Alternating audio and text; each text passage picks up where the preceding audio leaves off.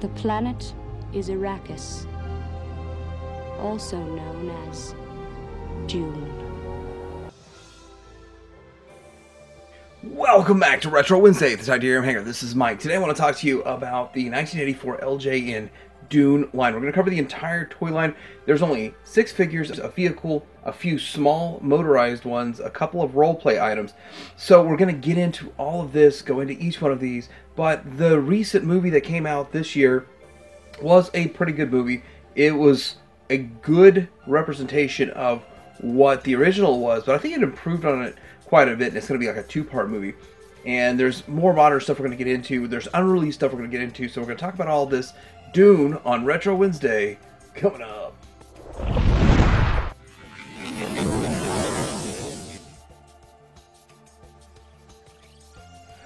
Okay, so we're going to start out talking about the figures, and which I think is like the biggest draw to this toy line. And with that, this is Paul Atreides, and you can see size and scale. He's not the biggest figure that they made, but he's pretty much average right in the middle. Now you can see LJN also made Thundercats. Look how much bigger Lion-O is than he is, so they're not huge. And then over here, this is a G.I. Joe size, so they were much bigger than the 3.75 inch, and LJN kind of did their own thing and went in their own direction when it came to size and scale and making their figures. And nowadays, it's pretty good presence on the shelf overall. So taking a good look at this guy, now there's a few things I do want to point out right away, and I guess we'll get into the accessories and then look at them a little bit deeper. But one thing I didn't know was that he comes with this, it's a moisture evaporator kind of thing. It's on his necklace there, and adjusting the lighting just a bit. It seems like it's way too bright. So that thing, it's holding on pretty good right now actually, but it seemed like it wouldn't want to stay on for a while, so every time I put it up on the shelf, it would fall off. And then here is his dagger. And then this is, now I'm pretty sure it's not just a gun. I'm sure it has more function than just looking like a gun. I saw something, I just recently watched the movie again, and I saw something in there that was sort of like a scanning device or whatever. But anyhow, he does have an action feature, and his action feature is this.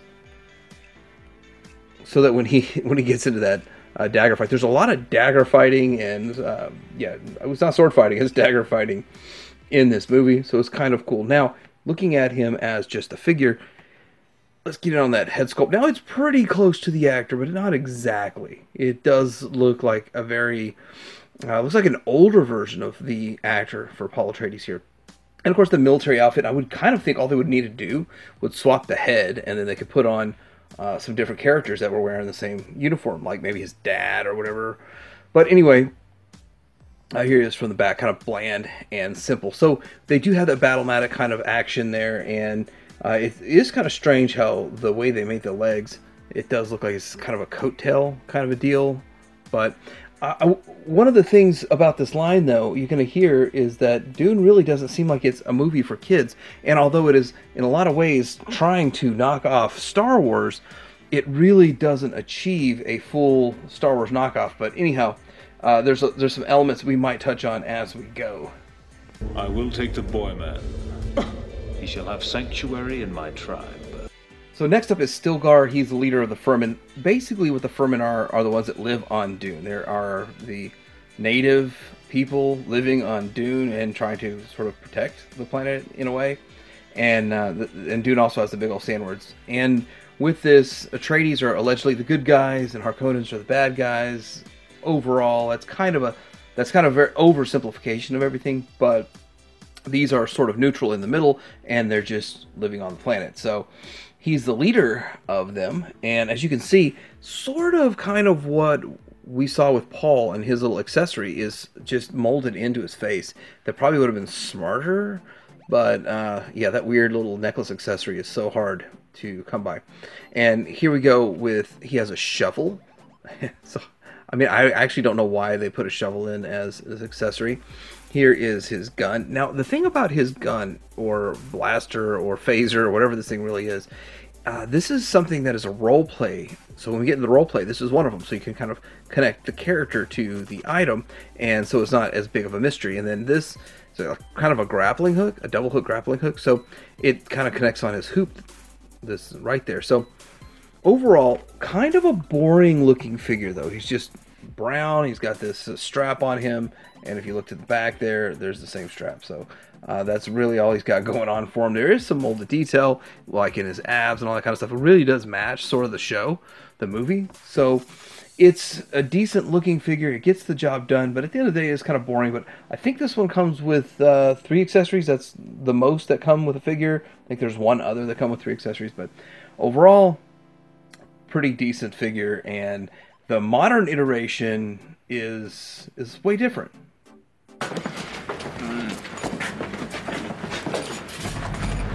You've done a very good job.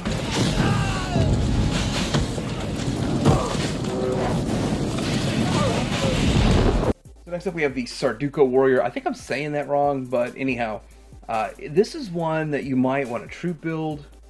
I think the tendency to want to try to troop build this guy is probably why it is the most rare, hardest to get, and hardest to find complete. Looking at him, he is kind of cool though. He does have this kind of green faceplate piece going on right there. And then he also has, well, it looks like a giant hood that's covered up there. So sort of like he's in a hazmat suit. And that's kind of how that would work. And then his battle-matic action would be to raise his big gun. So let's see if we can do that without flinging the gun off again.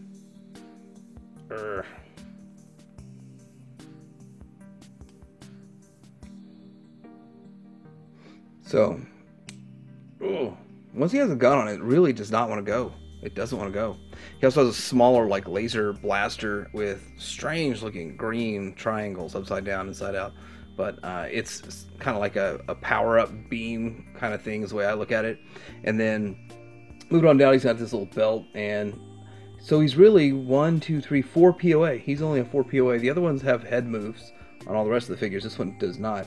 And then they're really big on their battle-matic action. Also, well, let me see, 2 more points of articulation. The arms come out, and I think they do that on all of them too. So a little bit more articulation than what you would be expecting. Now he also comes with this dagger, and they're big on daggers, but I don't understand where he's supposed to put it. Is he supposed to lay down his gun? That might be why these accessories are so hard to find. I mean, there was no place to store this, stash it. So either he's having a big gun and a dagger, or a small gun and a dagger, or the dagger's just getting lost, and that's usually what happens with this guy. But pretty cool, kind of the true builder of the bunch, and the one that you probably build a small, very small army of, because he is really hard to track down.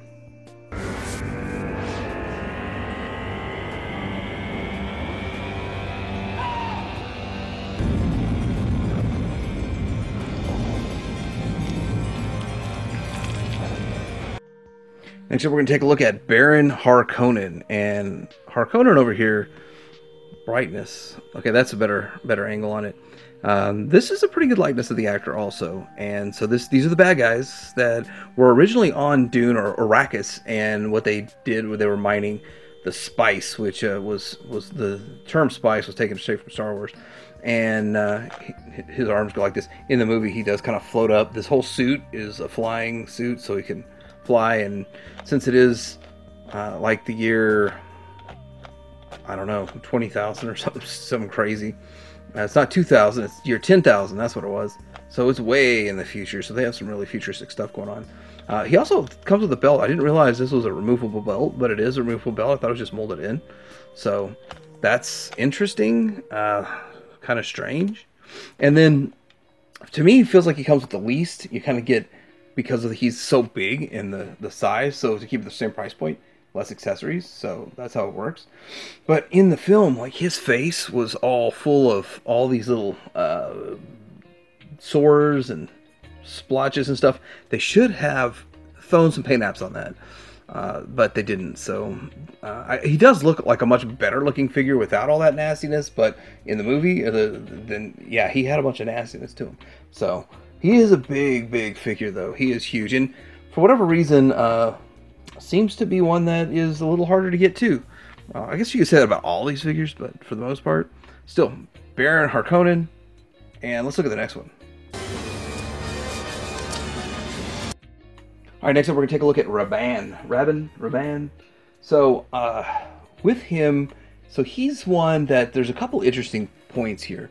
First of all, his gun is the same exact gun except painted black. that they used with the, now I forgot what they call it, Tuska Warrior? Is it a Tuska Warrior for Thundercats? So it's the same gun, black instead of green. So it seems like, for whatever reason, this gun is pretty common because it's bigger, it's not as easily lost. He also comes with this helmet, does have some silver paint apps on it, and it does connect into his shoulders. So it's kind of recirculating and keeping him alive, that kind of stuff. There is his face. Now that face is just way off. Like that big old grin and smile just doesn't seem right in the world of in the world of Dune. Like, who's smiling like that?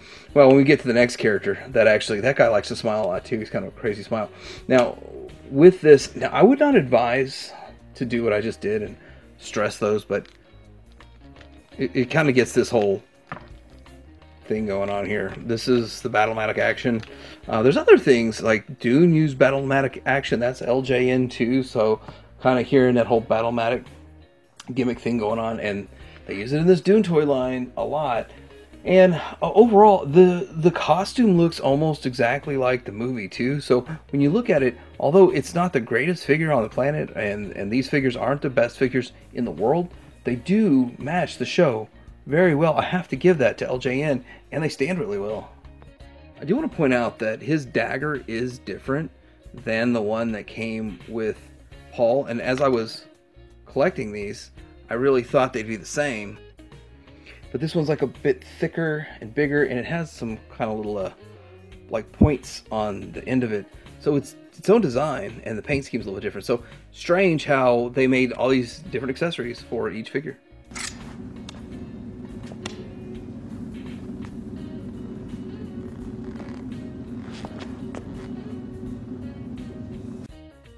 So next we're going to get into this character feud. I think it's like feud, like you're having a feud, but anyway, fade or feud. And this is Sting. So the singer, actor Sting, and does look a lot like him though. They did a really good job with this, so I really think it matches. And the outfit looks a lot like it should. It looks like his costume and stuff, so pretty cool right there. As you can see, he shares the same gimmick as Paul Atreides. And because they did fight, they will do this whole battlematic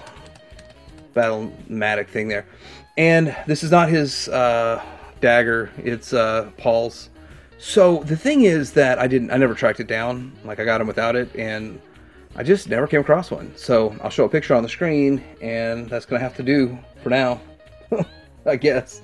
I thought about actually making one out of a printout or something and just having it in here, but here is this little cat cage. I'm not sure the significance of the cat cage, or even if it's a cat, like what animal it really is that's in there. But it's a pretty cool little thing. When I see this, I know it's Dune. I don't understand why it's Dune. And I've seen the movie. I watched the movie like 5 times to make sense of it, but I miss the point every time what the significance of this cat cage is. But here he is from the back, and yeah, he looks like you'd expect, kind of another simple kind of boring one. But if you say, hey man, I want to troop build these so I can have a bunch of Harkonnens, then you need a couple of this one, a couple of Ravan, and all that kind of stuff.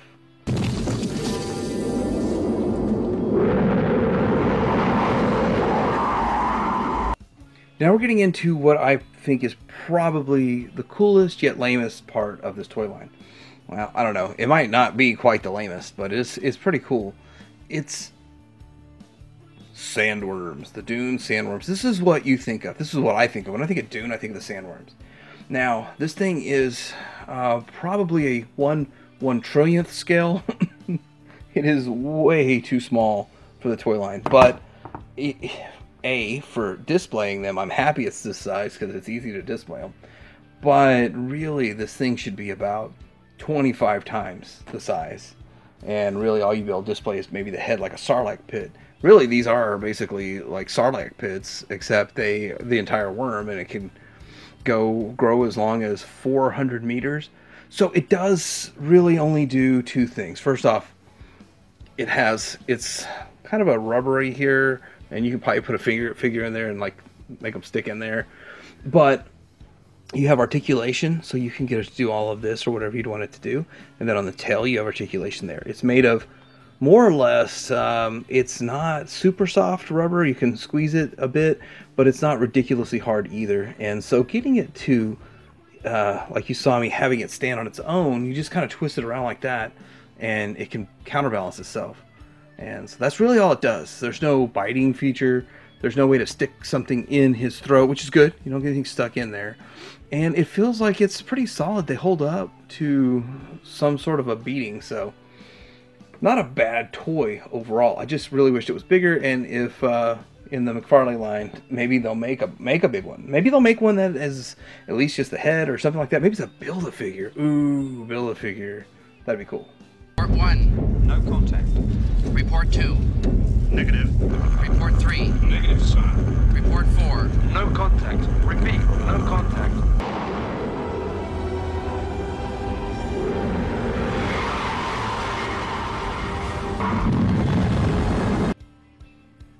So here we go with the only vehicle in the line. It is massive. It is massive. You think about 6-inch scale vehicles, which these are like 5.5-inch figures, or up to 6-inch.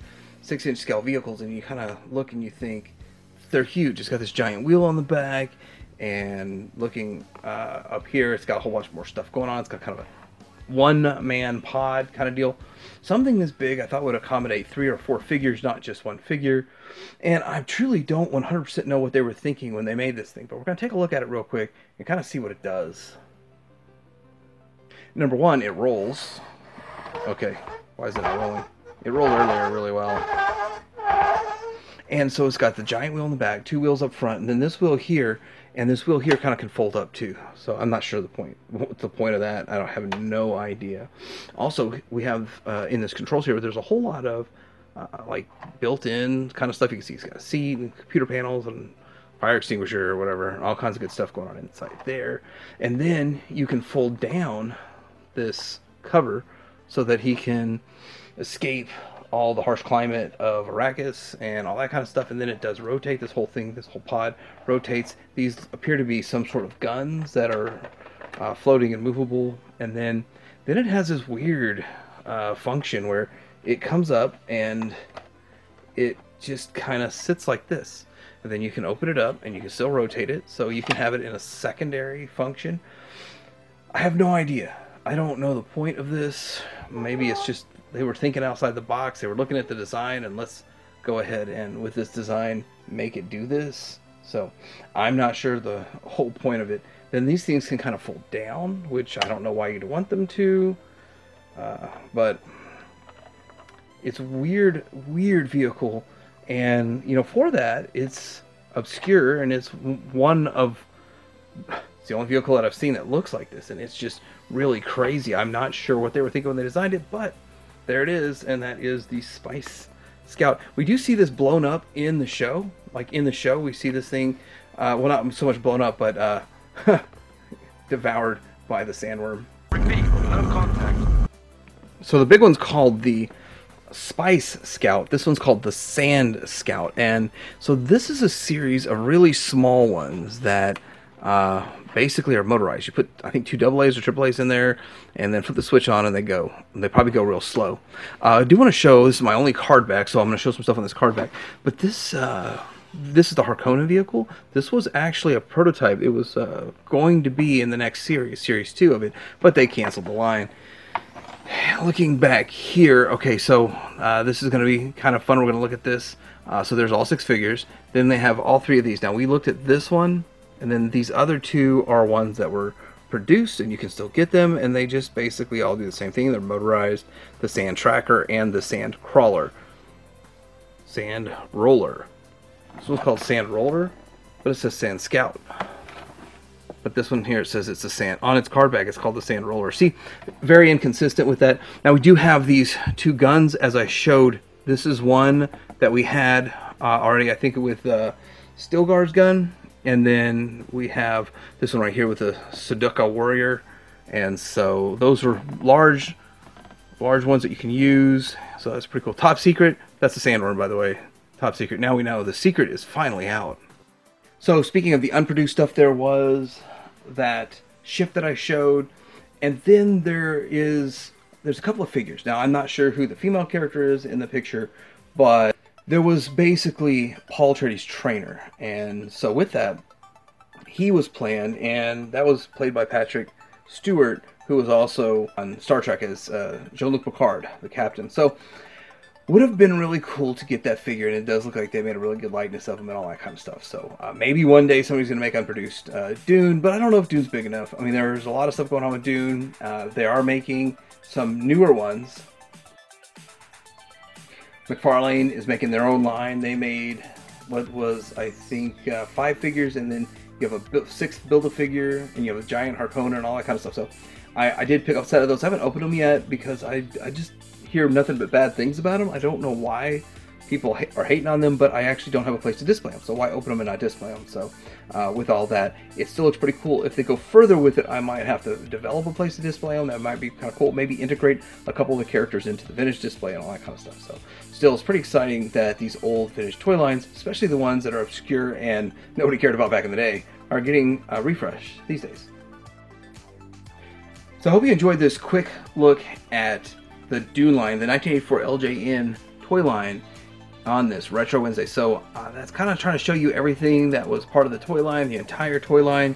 Although I don't have every single thing, I am kind of happy to have picked up what I have and found what I had out there, and to be able to share that with you guys. And so with that, it's a pretty cool toy line. LJN has done some good work, and if you think about it, the good work is not video games, it's some of the toy lines between this and I really was wanting to make a video about all of the toy lines LJN made, but this is one of the good ones that should have gone on further, but the movie did not appeal to kids, so end of story right there. Hopefully the newer movies appeal to kids, or at least adult collectors will be in on it. So let me know what you think about this toy line. Have you ever seen it? Do you think it's a terrible toy line? Is it one of those that, hey, maybe I'll pick some of these up? But let me know in the comments below. Like and subscribe. Titanium Hanger out.